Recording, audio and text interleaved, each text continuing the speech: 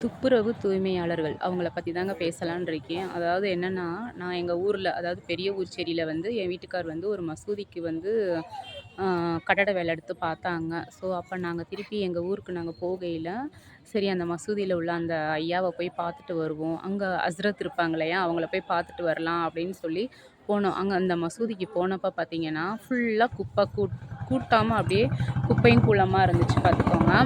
எனக்கு அத பார்த்துட்டு மனசே கேட்கல. டக்குன்னு விளக்கமாறு எங்க இருக்கு தாத்தான்னு சொல்லிட்டு எல்லாத்தையும் எடுத்து ஃபுல்லா கிளீன் பண்ணேன். அப்போ வந்து அவரு வந்து கிளீன் பண்ணி முடிச்சதுக்கப்புறம் ஒரு வார்த்தை சொன்னாருங்க. அதாவது என்னன்னா, மெக்காவுல வந்து அ அங்க ஒரு பெண்மணி இருக்காங்க. அந்த அம்மா வந்து அந்த மசூதிய வந்து கூட்டி தள்ளிக்கிட்டே இருப்பாங்க. சுத்தமா வச்சிருப்பாங்க. எனக்கு நீங்க மசூதிய நீ கூட்டி தள்ளி சுத்தம் பண்ணயில எனக்கு மெக்கால உள்ள பெண்மணி தான் ஞாபகத்துக்கு வர்றாங்க. அப்படின்னு அந்த ஐயா சொன்னாரு. எனக்கு அத கேட்டுட்டு ரொம்பவே ஒரு மாரி சிலுத்து போச்சு பார்த்துக்கோங்க. அதாவது எப்படின்னா, நம்ம எங்கேயோ இருக்கிறோம் தமிழ்நாட்ல ஒரு கிராமத்தில ஊர்ச்சேரியில. அவர் வந்து மெக்கால உள்ள ஒரு பெண்மணிய வந்து ஒப்பிட்டு என்கூட சொல்லியிருக்கிறப்போ வந்து அது எனக்கு ரொம்பவே பெருமையா இருந்துச்சு.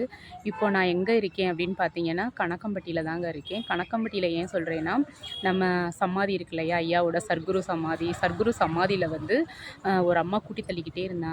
எனக்கு அந்த அம்மாவ பார்க்கையில, எனக்கு அந்த மசூதியில அந்த ஐயா மெக்காவுல அந்த பெண்மணிய பார்த்த மாரி இருக்குன்னாங்கல்ல, எனக்கும் அந்த அம்மாவ பார்க்கையில, அந்த மெக்கால உள்ள பெண்மணி மாரி தான் தெரிஞ்சாங்க. கொஞ்ச நேரம் கழித்து சடனா ஒரு விஷயம் நடந்துச்சு. என்னன்னா பார்த்துக்கோங்க, அந்த பூ இருக்கு இல்லையா? பூவ வந்து அந்த பாதம் இருக்கும். அந்த பாதத்தில வந்து பூ வச்சிருப்பாங்க. அந்த பூ வந்து டக்குன்னு எங்க எடுத்து போடுறதுன்னு தெரியல அவங்களுக்கு.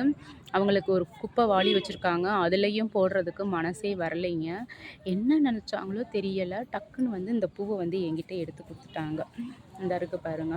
இந்த பூவும் இது தாமரையும். தாமரை வந்து என் கண் முன்னாடி தான் ஒருத்தவங்க அப்பைக்கின்னு வச்சாங்க. எடுத்து குடுத்தாங்க.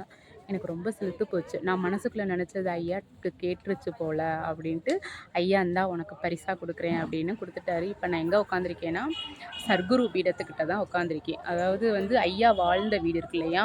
பாருங்க எல்லாரும் உள்ள வந்துட்டு வெளியில வந்துகிட்டு இருக்காங்க. ஐயா வாழ்ந்த வீட்டுக்கு முன்னாடி உட்காந்து தான் உங்களுக்கு இந்த பதிவு குடுக்குறேன். பிடிச்சிருந்தா லைக் பண்ணுங்க, சப்ஸ்கிரைப் பண்ணுங்க, கமெண்ட் பண்ணுங்க.